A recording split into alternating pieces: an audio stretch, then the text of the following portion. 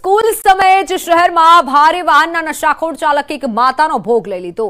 वडोदरा में भारे वाहन चालके वधु एकनो जीव लीधो छे। रेती कोन्क्रीट मशीनનું टायर મહિલાના માથાના ભાગે ફરી વળતા મોત નીપજ્યું। ગોત્રી નીલાંબર સર્કલ પાસે આ ઘટના બની। હિમાલીબેન પાઠકનું ઘટના સ્થળે મોત નીપજ્યું। મહિલા પોતાની દીકરીને સ્કૂલમાં મૂકવા જતી હતી અને તે સમયે અકસ્માતની ઘટના બની છે। गोत्री पोलीसे घटनास्थळे पहोंची बनावनी तपास हाथ धरी छे। अकस्मात सर्जनार राहदारी वाहन चालकने लोकोए पकड़ी पोलीसने हवाले सौंप्यो छे। वाहन चालक नशो करी हालतमां होवानुं पण सामे आव्युं छे। અહીં સવાલ એ થાય છે કે આખરે ભારે વાહનોની શહેરમાં અવરજવર પર નિયંત્રણ કેમ નથી કરવામાં આવતો? કેમ સ્કૂલ જવાના અને લઈ જવાના સમયે અને તેમાં પણ સ્કૂલ આસપાસના વિસ્તારોમાં ભારે વાહનોની અવરજવર પર नियंत्रण केम नहीं? आखिर वडोदरा पोलीस भारे वाहनों अवरजवर सामे पगला लेशे के केम ते एक मोटो सवाल थई रह्यो छे।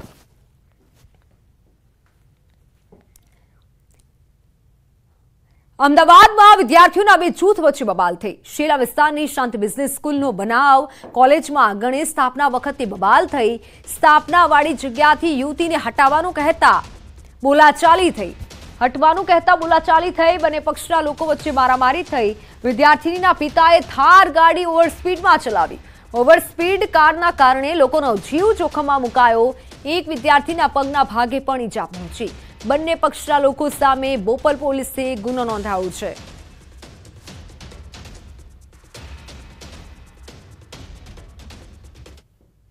प्राचीबेन छे एमनी साथे कोઈએ बोलाचाली करी हती અને એ અનુસંધાને એ લોકોને અરેસ્ટ કરાવવા આવ્યા છે।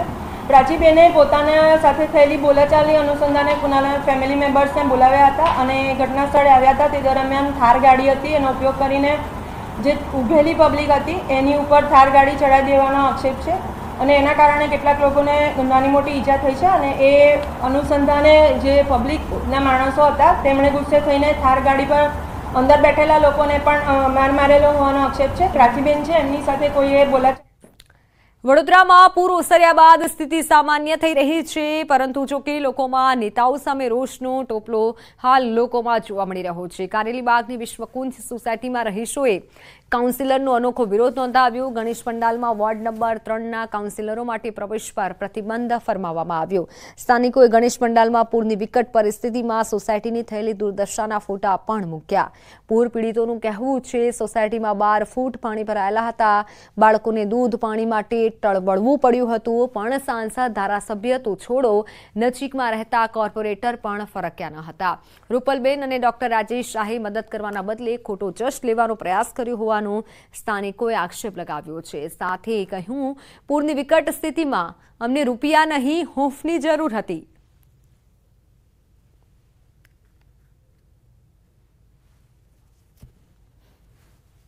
આ અત્યારે ગ્રાઉન્ડ બી જે ક્લીન કરાવ્યું છે ને એ અમારા પર્સનલ ખર્ચે ક્લીન કરાયેલું છે। હજુ જો તમે બોર્ડર ઉપર ગ્રાઉન્ડની અંદર અમુક જગ્યાએ તમને કચરો દેખાશે।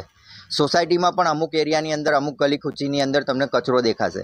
આ બધી કામગીરી અમે વોર્ડ ઓફિસમાં પર્સનલી જઈને કરાવી છે અને વોર્ડ ઓફિસના જે સાહેબો છે એમની મદદથી થઈ છે। એમાં કોર્પોરેશનનો કે કોર્પોરેટરનો કોઈ પણ પ્રકારનો હાથ નથી। એમને તો ફક્ત અને ફક્ત ખાલી ફોટોગ્રાફ લઈને એ એમના પોતાના ફેસબુક એકાઉન્ટ ઉપર ચડાવે છે અને પોતાની કામગીરી દર્શાવી છે। મેં પોતે કમેન્ટ કરેલી છે એમના ફેસબુક એકાઉન્ટ ઉપર કે બેન ખોટી વાહવાહી લેવાનું બંધ કરો, તમે આમાં કોઈ પણ કામગીરી કરેલ નથી। અમારા સોરડીના સ્વયંસેવકો એટલે કે અમારા ભાઈઓ બહેનો બધા જાતે સફાઈ કરી, રોડ સફાઈ કર્યા, ડમ્પરો ભર્યા, આ બધું ભર્યું અને એના જ ફોટો પેલા ડ્રાઈવરોને પાસેથી રૂપલબેનને બધા લોકોએ અપલોડ લઈ લીધા અને એમના ફેસબુક પર અપલોડ કર્યા અને અપલોડ કરીને એમણે હાઇલાઇટ કરી। એનો અમે જન આક્રોશ રૂપે આ થીમ રજૂ કરી કે કમસે કમ કામગીરી ના કરો, કામગીરીના ફોટા તો અપલોડ ના કરો, તમારી કામગીરી જેવું ના બતાડો। એ જે અમારો આક્રોશ હતો એ અમારો છૂપો આક્રોશ અમે જાહેર કર્યો। વડોદરા શહેરમાં જે પૂરની પરિસ્થિતિ સર્જાઈ હતી, લોકોનું એવું કહેવું છે કે આ જે પૂર આવ્યું હતું તે કુદરતી નહીં પરંતુ માનવ સર્જિત હતું અને માનવ સર્જિત પૂરના કારણે લોકોએ ઘણું બધું ગુમાવ્યું છે। ત્યારે નફ્ફટ નેતાઓની સામે નાગરિકો જે છે તે અલગ રીતે પોતાની નારાજગી જે છે તે વ્યક્ત કરી રહ્યા છે। હાલમાં ગણેશ ઉત્સવ જે છે ચાલી રહ્યો છે અને આ ઉત્સવમાં લોકો ભગવાન શ્રી ગણેશને પ્રાર્થના કરતા હોય છે કે તેમના તમામ જે વિઘ્નો છે તે આ વિઘ્નહર્તા દૂર કરે ત્યારે અત્યારે આ દ્રશ્યો તમે જે જોઈ રહ્યા છો આ દ્રશ્યો જોઈને તમને એવું લાગશે કે હા માત્ર એક ડેકોરેશન જે છે તે કરવામાં આવ્યું છે, એક થીમ પર ડેકોરેશન કરવામાં આવ્યું છે, પરંતુ અસલમાં એવું નથી. આ ડેકોરેશન જે છે તે કરવામાં આવ્યું છે તેના પર લખવામાં આવ્યું છે કે વોર્ડ નંબર 3ના કોર્પોરેટર માટે આ જે વિસ્તાર છે, સોસાયટી છે, ત્યાં પ્રવેશબંધી ફરવામાં આવી છે. આ ડેકોરેશન નહીં, સંદેશો નહીં, પરંતુ જે અહીંના સ્થાનિક લોકો છે તેમની વેદના જે છે એ આ ડેકોરેશનમાં દર્શાવવામાં આવી છે. દ્રશ્યો જે છે તમે જોઈ રહ્યા છો કે અહીંના જે સ્થાનિક લોકો છે તેમને પોતાની વેદના કઈ રીતે આ ગણેશ પંડાલમાં જે છે તે પ્રદર્શિત કરી છે. જોઈ શકાય છે કે જે સમયે વડોદરા શહેરમાં પૂર આવ્યું ત્યારે આ સોસાયટીની પરિસ્થિતિ કયા પ્રકારની હતી. જ્યાં ફ્લેટ હતા ત્યાં એક માળ સુધી લોકોના ઘરમાં જે છે તે પાણી ઘૂસી ગયા હતા અને લોકોએ ઘણી એવી વેદના જે છે તે પૂરના સમયે સહન કરી છે. ઉલ્લેખનીય બાબત છે કે લોકો જે છે તે પોતાનો જનપ્રતિનિધિ એને પસંદ કરતા હોય કે જે જનપ્રતિનિધિ ખડા પગે લોકોની સાથે સુખ હોય કે દુઃખ હોય ઊભો રહે, પરંતુ જ્યારે અહીંયા પૂરની પરિસ્થિતિ સર્જાઈ ત્યારે ચૂંટાયેલો એક પણ પ્રતિનિધિ આ સોસાયટીમાં આવ્યો નથી.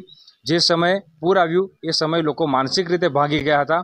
લોકોને રૂપિયા પૈસાને નહીં પરંતુ એક હૂંફની જરૂર હતી અને હૂંફ જો કોઈ આપી શકત તો જે ચૂંટાયેલા પ્રતિનિધિઓ છે તે હૂંફ આપી શકત, પરંતુ ચૂંટાયેલા પ્રતિનિધિઓએ હૂંફ આપવાની તો દૂરની વાત આ વિસ્તાર તરફ ડોક્યું પણ નથી કર્યું અને એની જ જે નારાજગી જે છે તે ગણેશ પંડાલોમાં હવે જોવા મળી રહી છે.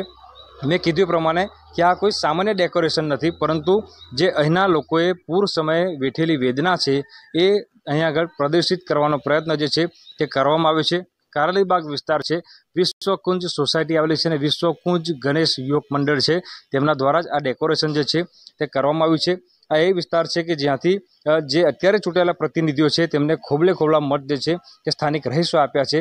ત્યારે હવે પછી જો સ્થાનિક સ્વરાજની ચૂંટણી યોજાય તો ચૂંટાયેલા પ્રતિનિધિઓ અથવા તો પોલિટિકલ પાર્ટીઓ કયા મોડે આ લોકો વચ્ચે મત માગવા માટે જવું તે એ પોલિટિકલ પાર્ટીઓ માટે અને ચૂંટાયેલા જે પ્રતિનિધિઓ છે એટલે કે નફ્ફટ નેતાઓ છે તેમના માટે સૌથી સવાલ જે છે તે બનીને ઊભો રહેવાનો છે. હાર્દિક દીક્ષિત, ન્યૂઝ 18 ગુજરાતી, વડોદરા. તો હાલ સમાચારોમાં સમય થયો છે વિરામનો.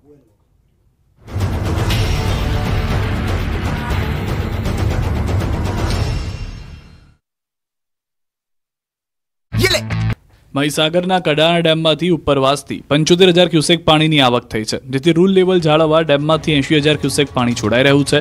મહીસાગર નદીમાં પાણી છોડાતા નદી તોફાની બની ડેમના 6 ગેટ 6 ફૂટ સુધી ખોલીને પાણી છોડાઈ રહ્યું છે. બીજી તરફ 20,400 ક્યુસેક પાણી પાવર હાઉસ મારફતે છોડાયું. મહીસાગર નદીમાં પાણી છોડાતા પાવર હાઉસના 4 ટર્બાઇન કાર્યરત થયા છે. જિલ્લાના 106 ગામોને કિનારા વિસ્તારમાં ન જવા સાવધ કરાયા છે. હાલ કડાણા ડેમની જળ સપાટી 417.4 ફૂટ પર પહોંચી છે. કુલ સપાટી 419 ફૂટ છે. ઉપરવાસમાં પડી રહેલા ભારે વરસાદને કારણે ડેમમાં સતત પાણીની આવક વધી રહી છે. તો અરવલ્લી માલપુરના અણિયોરમાં ધોધમાર વરસાદ પડ્યો. 1 કલાકમાં 2 ઇંચ કરતાં વધુ વરસાદ પડતા રોડ પર પાણી વહેતા થયા. નીચાણવાળા વિસ્તારોમાં પાણી ભરાયા. ઉભરાણના રસ્તા પર નદી જેવા દ્રશ્યો સર્જાયા. તો મહીસાગર જિલ્લામાં પણ 3 દિવસના વિરામ બાદ ફરી વરસાદી માહોલ જામ્યો. વહેલી સવારથી જ કાળા ડિબાંગ વાદળોની વચ્ચે વરસાદ શરૂ થયો. લુણાવાડામાં ધોધમાર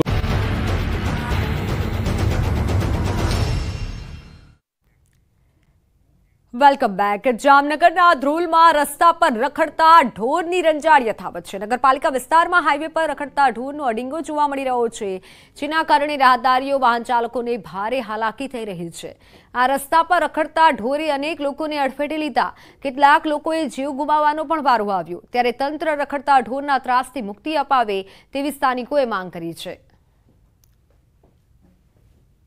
જામનગર શહેર તો ઠીક, જામનગર રાજકોટ હાઈવે ઉપર ધ્રોલ નજીક ઢોરનો ત્રાસ છે તે લોકોને સતાવી રહ્યો છે. જે પ્રકારના દ્રશ્ય આપ જોઈ રહ્યા છો જામનગર રાજકોટ હાઈવે પર, અહીં જે પ્રકારે રસ્તા ઉપર ઢોર અડીંગો જમાવીને બેઠા છે, જેને લઈને વાહન ચાલકોને પારાવાર મુશ્કેલીઓનો સામનો કરવો પડી રહ્યો છે.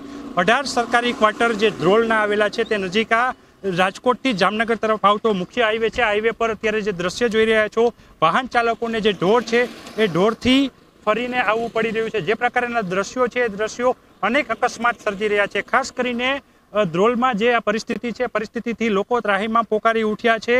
શહેરની અંદર જે ઢોરનો ત્રાસ હતો એ હવે રસ્તાને બદલે હવે હાઈવે ઉપર પહોંચ્યો છે. અહીં જે સ્થાનિકો પણ આવી રહ્યા છે, સ્થાનિકો સાથે વાત કરવાનો પ્રયત્ન કરીશું.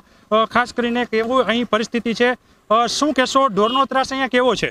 સાહેબ, આ ઢોરનો ત્રાસ આ તમારી નજર સામે છે, એમાં તો મારે બીજું કાંઈ કહેવાનું નથી. તમે કેમેરામાં ને આંતે બધું જોઈ શકો છો, એમાં કોઈ પ્રકારનો ફેરફાર નથી.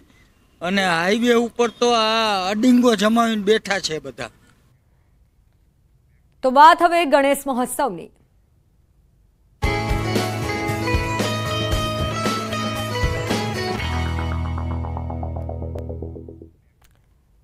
ભરૂચના જ્યોતિનગર વિસ્તાર ખાતે આવેલ ગણેશજીની મૂર્તિ આકર્ષણ જમાવ્યું છે.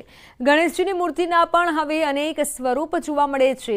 તેવામાં ભરૂચના ગણેશજીની અયોધ્યાનું મંદિર અને રામ ભગવાનની મૂર્તિના કોન્સેપ્ટ સાથે તૈયાર કરાયા છે. આ મૂર્તિને જોવાની ગણેશજીના દર્શન માટે ભાવિકોની મોટી સંખ્યામાં ભીડ ઉમટે છે. 2024ના ગણેશ મહોત્સવની અંદર હિન્દુઓ અને સમગ્ર ભારત દેશનું ગૌરવ એવા ભગવાન શ્રી રામનું મંદિર જે અયોધ્યામાં સ્થાપિત થયું એની આબેહૂબ પ્રતિકૃતિ સાથે આ વર્ષે બીએનએસ ગ્રુપ ભરૂચના લોકો માટે ભગવાન શ્રી રામનું મંદિરનું નજરાણું આ વખતે ખુલ્લું મૂક્યું છે. તો હવે વાત ભાદરવી પૂનમની.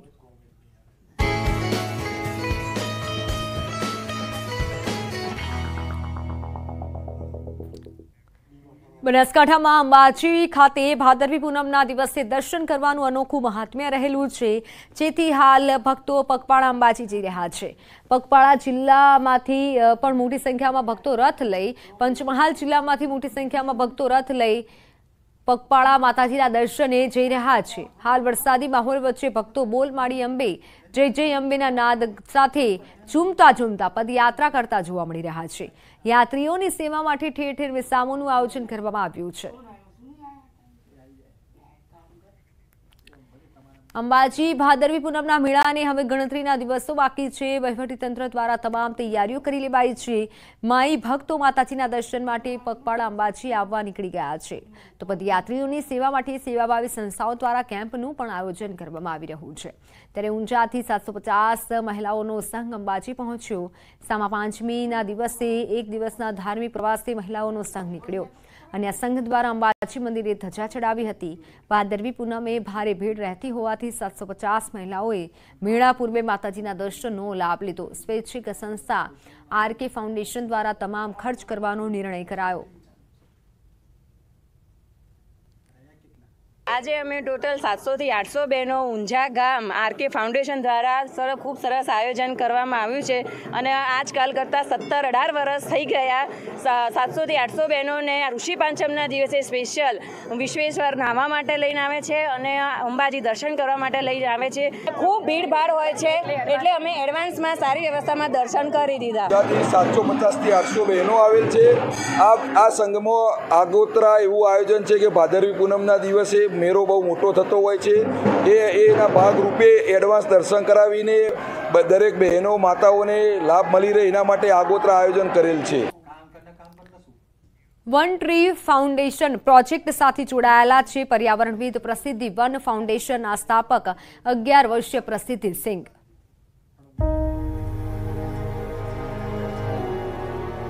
સૌને નમસ્કાર. હું 11 વર્ષીય સામાજિક ઉદ્યમી અને પર્યાવરણવાદી છું. હું પ્રસિદ્ધિ વન ફાઉન્ડેશન અને ગ્રીન પિલરની સ્થાપક છું. હું તમિલનાડુના ચેંગલપટ્ટુથી છું અને હું પ્રકૃતિ પ્રેમી છું. હું હંમેશા પ્રકૃતિથી પ્રેરિત થઈને પાંદડાઓના ગડગડાટ, મધમાખીઓના ગુંજારવ અને બીજના ફફડાટની પ્રશંસા કરું છું. 6 વર્ષની ઉંમરે મેં નક્કી કર્યું કે મારે મારું પોતાનું વૃક્ષારોપણ કરવું છે અને હાલમાં મેં 1,50,000થી વધુ વૃક્ષો વાવ્યા છે. મને 18 વર્ષની ઉંમરમાં રાષ્ટ્રીય બાળ પુરસ્કાર મળ્યો, જેના થકી ભારતમાં મારી યાત્રા ચાલુ રાખવા માટે આ મારા માટે એક પ્રેરણા હતી. પ્રોજેક્ટ વન ટ્રી નામ સૂચવે છે એક વૃક્ષ કેવી રીતે પર્યાવરણમાં ફરક લાવી શકે. આપણે સમજવાની જરૂર છે કે જો આપણે કુદરત તરફ એક પગલું ભરીએ તો તે આપણી તરફ હજારો ડગલા દોડીને આવશે. યોગ્ય માટી, યોગ્ય બીજ, યોગ્ય વાતાવરણ બધું જ મહત્વપૂર્ણ છે, પરંતુ સૌથી મહત્વપૂર્ણ છે વૃક્ષ માટે પ્રેમ, કરુણા અને આરાધના. આપણે એક વૃક્ષ વાવીએ કે 100 વૃક્ષો, આપણી સફર પર્યાવરણને લઈને અઘરી તો છે જ, પરંતુ આપણું શીખવાનું મૂલ્ય વધવાનું છે. યુવાનો તરીકે આપણી પાસે જે ઉત્સાહ છે, આપણી પાસે સાહસ શક્તિ છે, આપણી પાસે જે સર્જનાત્મકતા છે, જો આપણે આ શક્તિઓને આપણી પૃથ્વીના ભલા માટે ઉપયોગ કરીએ તો તેનો પર્યાવરણ પર અદ્ભુત પ્રભાવ રહેશે. દરેક ખડકને આપણે બચાવી શકીએ છીએ અને તેનાથી પર્યાવરણને ફાયદો થાય છે. પ્રોજેક્ટ વન ટ્રી ભારતના સમુદાયને પુનર્જીવિત કરવામાં ચોક્કસપણે સારી ભૂમિકા ભજવશે.